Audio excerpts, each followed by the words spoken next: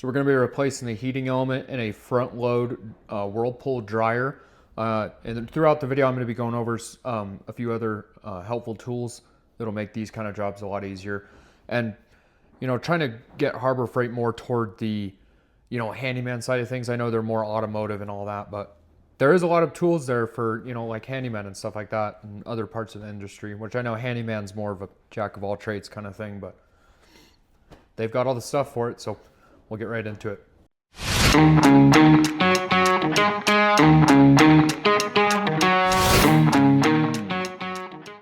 So before you do anything, you want to disconnect your dryer at the plug. So we'll go ahead and disconnect that. You're good to go after that. And then we'll start working on the back screws. Now these are, majority of them are 1/4 inch. But we're going to be working on the back, the very bottom ones on this row, and I'm pointing to them right here. Should be about 4 of them, but I've only got 3 on mine on the back. So you just want to remove all those bottom ones. And then once you get those removed, you'll be able to lift up on the control panel part, where my hand gesture was just doing it just a second ago. And then you'll lift up on that, and then you'll slide it forward. So just like this. Just like that. And there's little tangs on the front that lid slides into. That's what's locking the front part of the lid. The back part, obviously, it's the screws. But next we're going to work on these I believe these are T20. And then you're going to disconnect the door sensor. So go ahead and disconnect that. And then there should be about 4 or 5 screws along the bottom, and these are all going to be 1/4 inch. So on this one there's only 4, but first we're going to start removing these T20, I believe. Yep, T20 right there. So it's a T20 Torx bit. You're just going to remove those 2 screws, and right now I'm using my son's little screwdriver gun. So all you're going to do after this is just take the door and slide it straight forward, and it comes right off once you get the 2 on the top and the 4 on the bottom. We'll go ahead and put that to the side. Then we're going to start removing the 2 bolts for, I want to call it the heat shield for the heating element. The heating element's right behind that. So there's going to be one on the top right here, and it's a 1/4 inch. And then there's also one at the bottom right there. You're going to remove those 2, and then you're going to slide that heat shield forward. So once you get those 2 removed, again, they're 1/4 inch. The best way I found removing these is actually with a little 1/4 inch ratchet in socket. So go ahead and get those removed.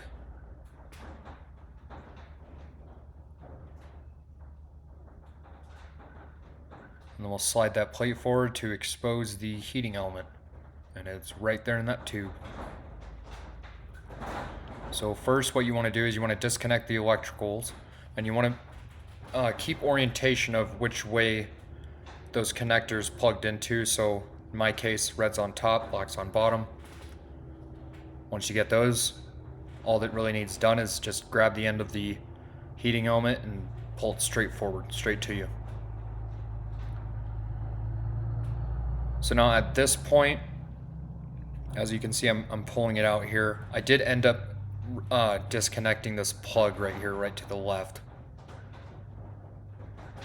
just to give me a little more room, because I am doing this one-handed right now. So I went ahead and unplugged that, and then you can get the heating element the rest of the other way.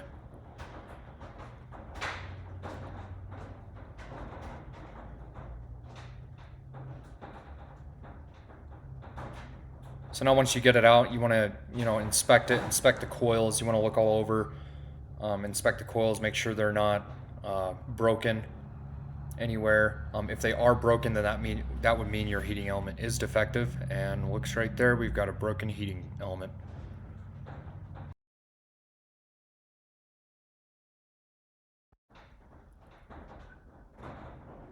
So now I went ahead and got mine from a brick and mortar store because we couldn't really wait for one from Amazon, but while I was up there, I did get myself a Bauer 4-volt screwdriver, 1/4 inch drive. So it's got a flashlight on the bottom, right on the handle, so you can light up your work area. It's pretty nice. And also a cool feature about this one is it goes from pistol grip to a, I guess you'd call it like a screwdriver type screw gun.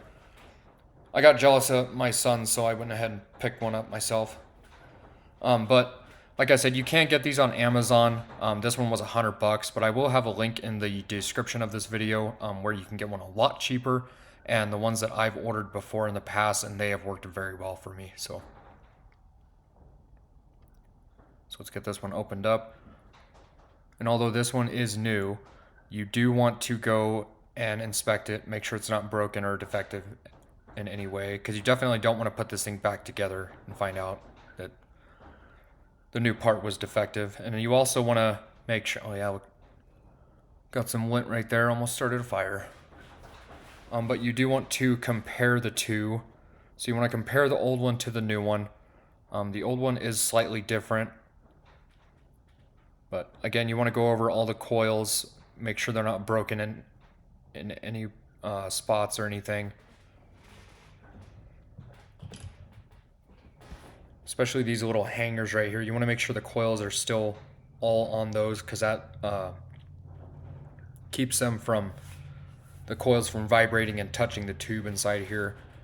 But first, before you put the new one in, you definitely want to clean out the bottom of the dryer and that tube right there where that heating element goes, because if you don't know, that heating element does get red hot, so you want to get all that lint and all that stuff out of there. Probably use some gloves because there is some sharp points in there. But I went ahead and picked up another one of these, so I've got 2 of these so far. It's a Braun LED pod light, work light from Harbor Freight. I went ahead and picked that up when I got that drill driver, which is very useful. I'm glad I went and picked that up because that'll help out a lot, especially stuff around the house or even automotive and stuff like that. So we'll go ahead and light the area up. And while I was up there, I went ahead and picked up a Bauer vacuum. Since I already have quite a few Bauer tools, I've already got about two or three batteries by them right now. I think they're the 5 amp hour. This vacuum was on sale. It was a kind of like a clearance thing because they said the box was damaged. So went ahead and picked this up, and I thought this would be a perfect time to test it out.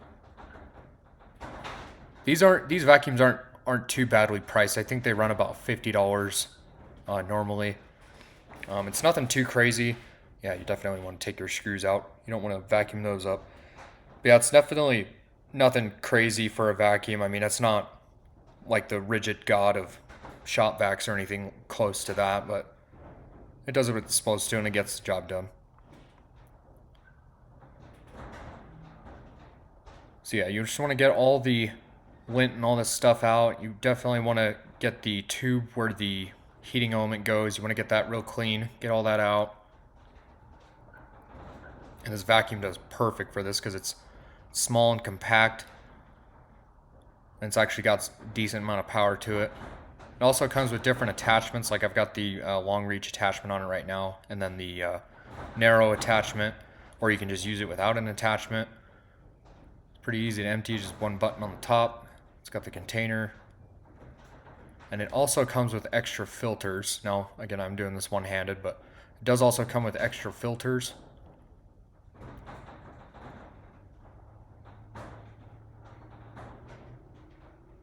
So that filter's right in there. Just give you a little preview of how to clean this thing out. Lift that filter up and look at all that stuff. This is my first time using this thing, and look how much stuff that picked up just from that dryer. So yeah, you definitely want to get the bottom portion of the dryer cleaned out real good.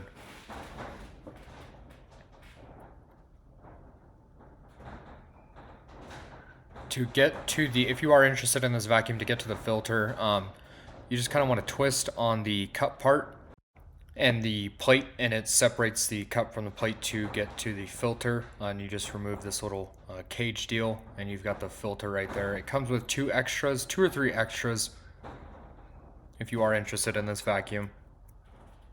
Like I said, it's nothing fancy like the the rigid shop vacs, which if you've ever owned a rigid shop vac, you'll know that those are some pretty good shop vacs. But we're gonna go ahead and take the new one and install it. Now you want to make sure you remove it in the same orientation as you did as the old one.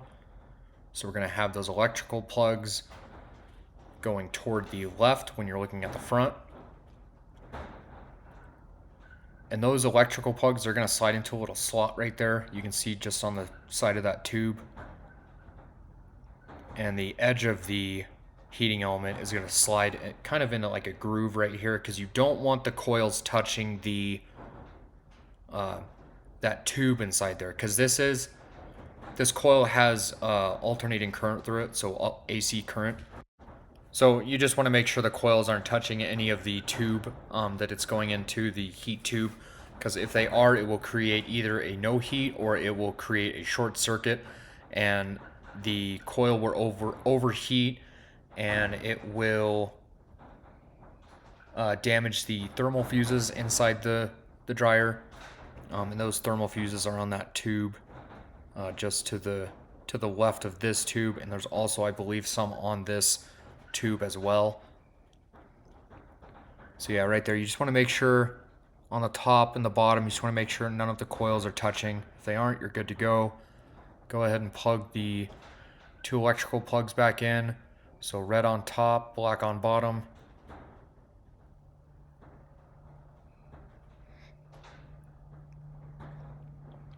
Next, you want to put the heat shield back on. Now it's just those two screws. Now there is a kind of a lip kind of deal to this. Putting this back in, it kind of just slides into these lip grooves.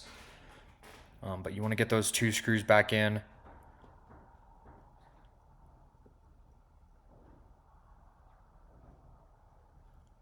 Next, we'll start putting on the front door, and you want to make sure to connect that electrical plug. Make sure you get all your stuff out of there.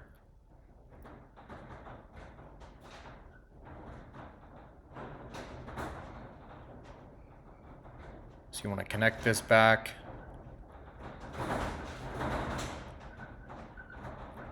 I believe this is for the sensor for how wet the clothes are, I believe. Don't quote me on it. So now it's time for reassembly. We're going to put the front door on. First, we're going to put those 220 Torx head screws back in. Going to be using the Bauer screw gun. And this thing is great. It actually has like quite a bit of torque for as small as screwdrivers this has. And it's a perfect amount of torque, because I used to use my my bigger drill that has the you can adjust the clutch on it, and I'd have to adjust it clear down to like 2 or 3 for these screws, taking like dryers and washers apart. And this little tiny screwdriver does wonders. It puts out good torque, but at the same time it doesn't put out like a huge amount, so it's not going to strip any of these screws, but it is going to get them tight. And I'm real excited to use this screwdriver on future projects and videos and stuff like that. So now we're going to go up top, and first, before you put the top lid on, you just want to go over and inspect your belt. Make sure it's not frayed or cracked or anything. Now would be a good time to replace that belt if it is damaged in any way. And you're able to spin the drum just to get a good look over on the belt. And that's another sign too, is if your drum's not turning, it's most likely your belt, or it could be the motor inside. But majority of the time, it's usually just the belt, just from weather getting dry rotted from the heat. Yeah, there's those tangs. They just line up. There's some marking right there where the paint came off. Those just slide onto those front tangs right there. You want to make sure you connect that electrical plug first before you put the lid back on. I almost forgot about it.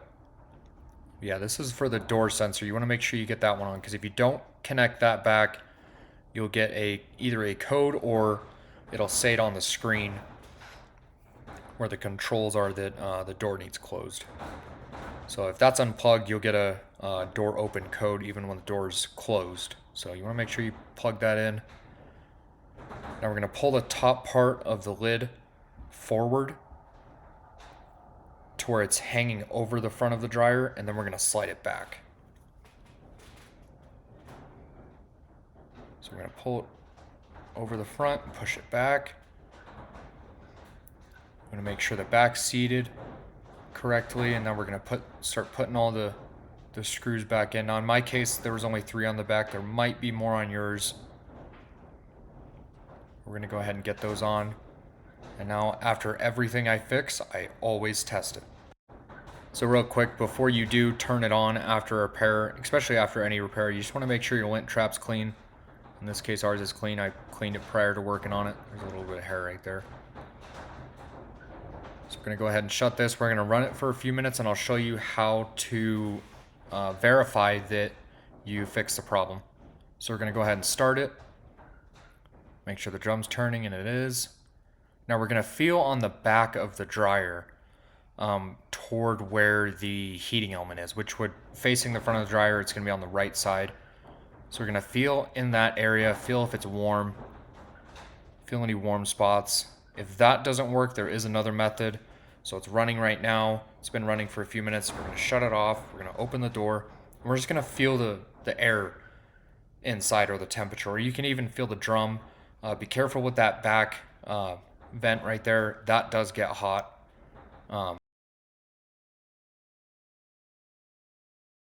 But those are just a couple quick methods to test, and verify that what you did to the dryer, it fixed it, especially with the no heat issue.